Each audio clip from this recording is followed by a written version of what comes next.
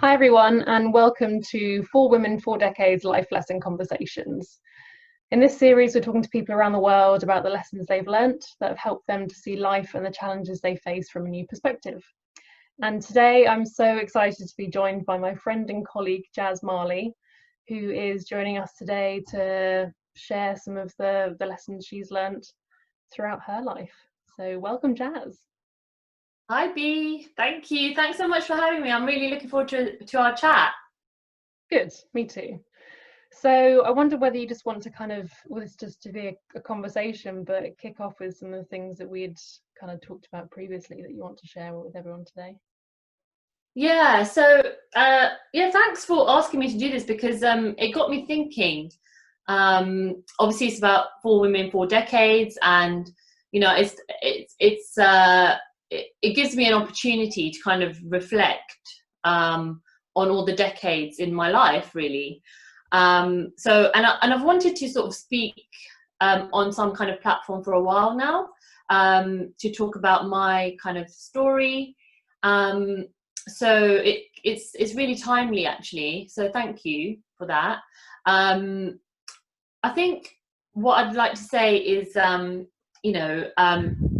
over the decades of my life, I've had lots of changes, and I've adapted to those changes. I've had good times and bad times, hard times, laughter and tears and everything. And it's been a tough time, really. But I feel I just turned 40, so in October. So I turned 40, and it was also obviously start of new decade, 2020. And it was just a naturally reflective time for me anyway. So it got me sort of thinking about my last 40 years, really, and what I've kind of done and what I've achieved and what ambitions I still have in my life. So should I say a little bit about kind of like each decade, or how should I? It's entirely up to you. What Okay, are, I well, guess some of the, because you've been over the last few years quite open about some of the things that the kind of the challenges that you've been through. So kind of sharing a bit about that and kind of what you've learned from those experiences. yeah. I think the main sort of the most significant impact in my life was the illness of my mother, who at the age I was 16, and my mother was she was 39, and she became unwell. She suffered a lot of stress, and she had a brain aneurysm, and collapsed. And I remember I was 16 at the time, and she had to go into hospital for a major brain surgery operation. And it was terrifying. It was really, really frightening, because I remember her going down to theatre, and just it was like I was saying goodbye to her for the final time. I didn't know if I was going to ever see her again, and it was very traumatic for the whole family. And she was a strong woman. She managed to come through the operation, and she managed to live, survive the operation. And she was living her life. She was working, and then she got ill again. She had kidney failure, and she had kidney failure, and she was having treatment for that, so that she was on a dialysis. So this was about 2 years after she'd had the brain aneurysm. And so she couldn't work after that, because she had to do home dialysis, so it was constantly all the time. And she suffered a lot as a result of that. It really impacted her life. Around the same sort of time, my parents separated as well. So that was traumatic for me, as well, being a young teenage girl. And I'm the eldest of 4 children. So I felt a lot of responsibility towards my siblings as well. And I felt like, I really had to support my mother, during this time of change in her life, and I was changing and growing, and working out what I wanted to do with my life. And it was a very, very strange time. And then she did actually have kidney transplant, but that was rejected after a while. And then she after that she went back on dialysis. And then after that she actually had she was diagnosed with ovarian cancer. Oh gosh. So so she had ovarian cancer, and she battled that with chemotherapy and radiotherapy for a couple of years, and then it came back again, and that was when she finally died from ovarian cancer, basically. So this period of illness of hers lasted 10 years. So from the age of 16 to 26, and I was approaching 27 when she died. My youngest sibling, my brother, Suk, he was 12 at the time. So he was very young, and I immediately kind of, so when I was at that age, so by that time I had sort of started working in the civil service. I was working at DFID, and I was doing really well in my career. Despite all the challenges at home, I was still doing well in my career. I was working on some really interesting projects, and really interesting people, inspiring people. And they actually gave me the space when my mother was very ill to kind of deal with that and have that space and not be in work mode, to be at home and care for my mother, etc., which really helped me, and I needed that support at that time. Yeah. What was that like at that age, such a young age, having to deal with something so huge like that? Not just kind of dealing with your mother, but also kind of having to look out for your siblings as well. I'm not gonna lie, it was really hard. It was really, really hard. I struggled a lot. Because I had things that I wanted to achieve for myself, like my own personal ambitions and dreams, but yet I was really sort of obviously attached to my mum and attached to my siblings, and ensuring that they were kind of had a sort of stable life as much as possible, with my mum not around anymore. And so I was also supporting my father as well through everything. So it was really hard. And thankfully I had like grandparents who were there for me, so that I owe them a lot, because they really supported me, and I have got a good network of family around me as well. But it was really hard, to be honest. It was like it was a horrible time of my life. And I think when I saw my mother sort of deteriorating over the 10 years, it didn't actually occur to me that she was going to die. And I know that sounds ridiculous when I tell you, like, list all of her illnesses that she had over 10 years, but I thought my mum was invincible, and I thought she was going to live forever. And I never imagined life, with her not around. And just being in the, being in the house, being the mother figure. And even though she was ill, she was still there, she was still present. And she still, was kind of, she was living her life, even though it was limited, but she was still my mother. So that was really, it was really hard. Really hard. And what do you think kind of helped you get through that and cope with it, looking back now? So at the time, I think concentrating on my brother, and what ensuring, because he was 12, ensuring that he didn't kind of, he kept continuing to study, that he wasn't disrupted in that way. Try and keep things sort of stable for him, and keep going, just keep that as much stability as I could for him, became my focus.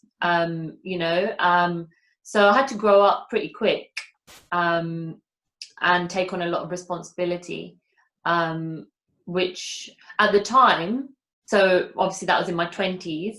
At the time, I dealt with it, so I dealt with it, but I now that I'm 40, I can look back and I can reflect and I can see that I didn't deal with it. I didn't allow myself to grieve properly, because I just carried on. And I didn't take that much time off work, at the time as well, and I came back to work. And although I think that did help me in a way, because I needed some sort of normality and some sort of stability in my life as well. And DFID was that for me at the time. So I got a real supportive team to come back to when I did come back after she died. So that was really, I'm lucky that I've worked with such nice people, really. Gosh, yeah, and losing a parent so young, I can't even imagine how painful that must have been. I mean, yeah, I'm kind of in my late 20s now, so it's kind of a scary thought, and I can totally relate to that feeling of, yeah, but parents are invincible. They'll be around forever. Yeah. So I mean, I kind of wonder, like, over the last kind of 20 years or so, the last, I guess, how long has it been? Maybe like 15 years or so since then? 15 years, yeah. What have you kind of learned over that, or seen in yourself, that if someone kind of going through that similar situation might kind of find helpful, or if anything's kind of come up for you over that time that kind of on reflection was helpful, or something that kind of occurred to you that helped you kind of get through it? Yeah, that's a good question. I think that looking back on it and thinking about what helped me was just very simple. It was compassion, people being compassionate and kind. So I had people, I had like people, friends, they were colleagues, but I would call them friends as well, who offered me, like to stay in their parents' holiday home or something if I needed to get away, or people would just come and talk to me and give me a hug, or just be kind, really, and just understand that I was going through a hard time, and just acknowledge it. So rather than sort of avoiding me or skirting around the issue, to just say, "Oh, Jas, I heard you're going through a really hard time. Are you okay? Do you need anything? Is there anything I can do?" I think people sometimes get a bit afraid or don't know the right thing to say, but that helps. It helped me. I'm not saying that for everyone, but it did help me. So I try and do that. So if I see someone who's in similar shoes, I will always go up to them and try and ask them if they need anything, or if I can help, or try and understand from some sort of point of view, if I can. But obviously everyone's journey is different. Everyone reacts differently to everything in their life. So what works for me might not work for someone else. But yeah, and then I think, I honestly think compassion. I think that's the key word. Yeah. And yeah, I mean, it's so important in all aspects of life as well, isn't it? Just having that. Yeah. But yeah, I totally get that feeling that people can sometimes kind of find it a bit awkward and not know what to say. So that's really helpful. Yeah. And the other thing was that I was with my partner, who I was in a long-term relationship with, and he was really supportive. And although I was keen to kind of, because I was approaching my 30s, so I was thinking about maybe things that a lot of people think about in their 30s. I don't know, but for me, I thought about, I was thinking about my career. I was thinking about getting my own place.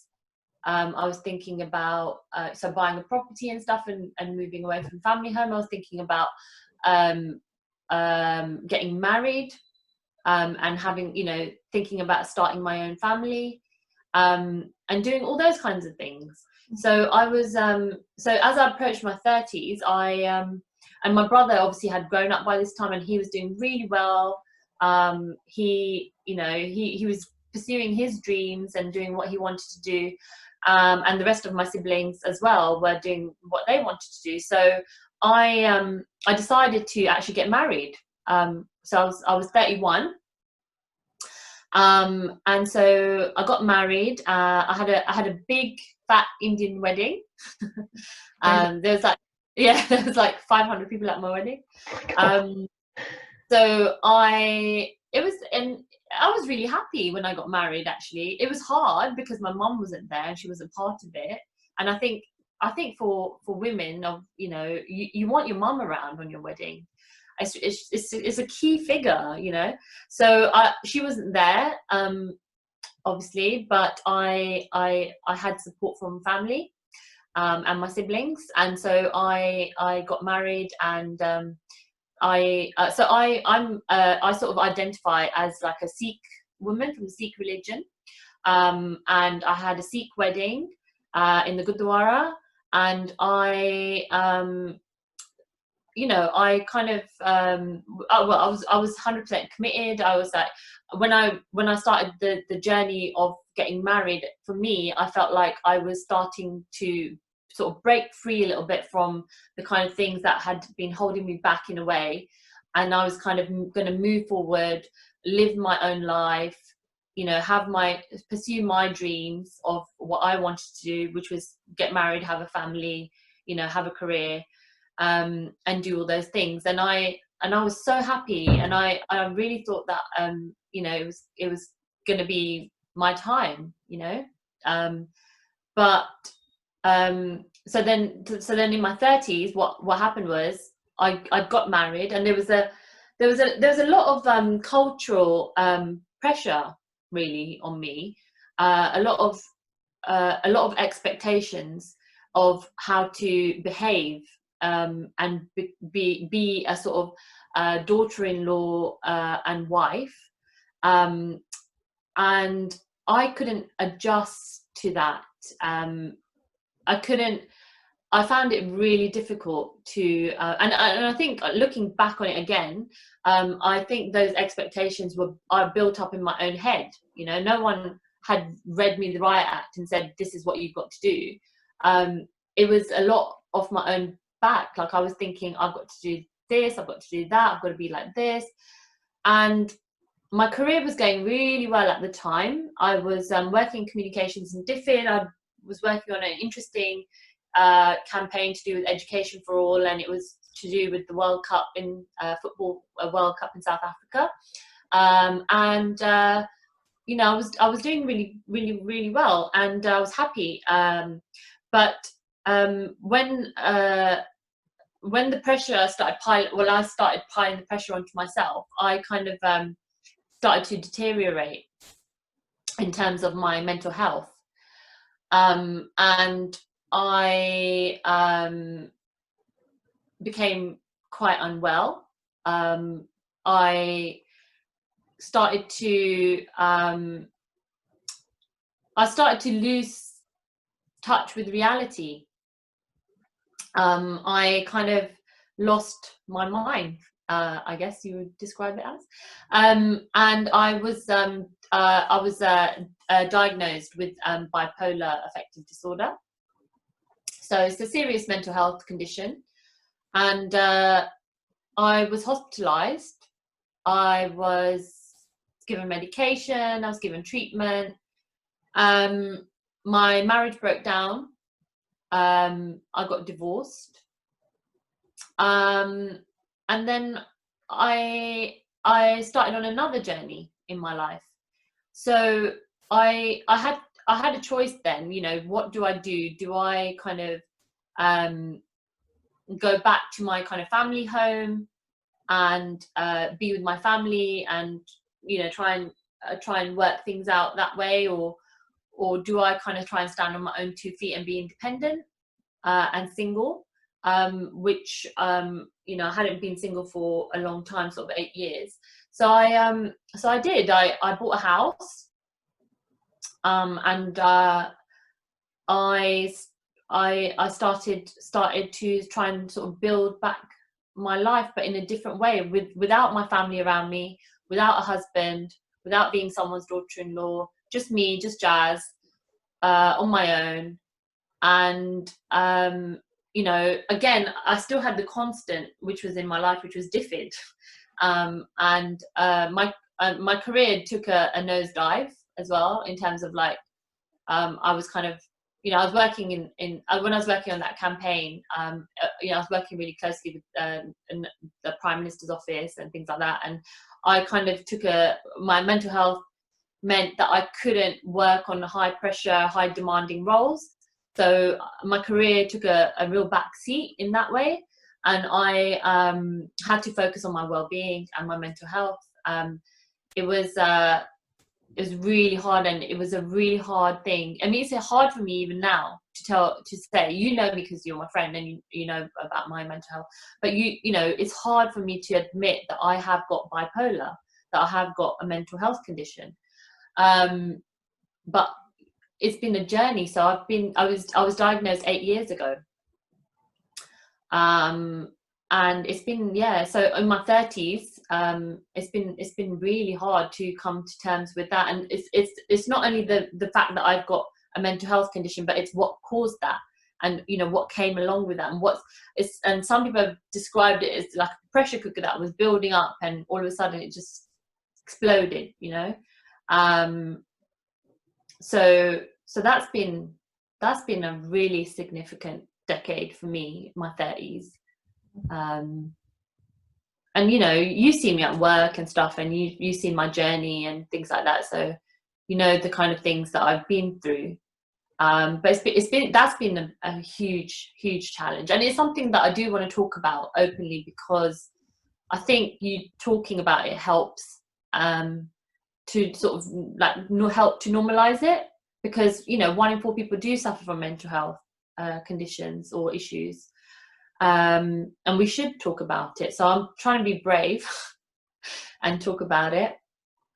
Yeah, and gosh, thank you so much, Jas, for just like being here today and sharing your story, because it's so hugely powerful when people start speaking up and sharing, because there are absolutely, like you say, 1 in 4 people out there who may feel totally alone, and like they're the only one that's going through their particular experience. So even just knowing that other people are going through stuff as well is so hugely helpful, but also really powerful, because also the fact that you are here today, and I mean, you're just a fantastic human being, but the kind of the change that you've been through over the last few years is so kind of hopeful as well. I think for people, like I do a lot of work with people with eating disorders, and being able to kind of just instill that message of hope as well, that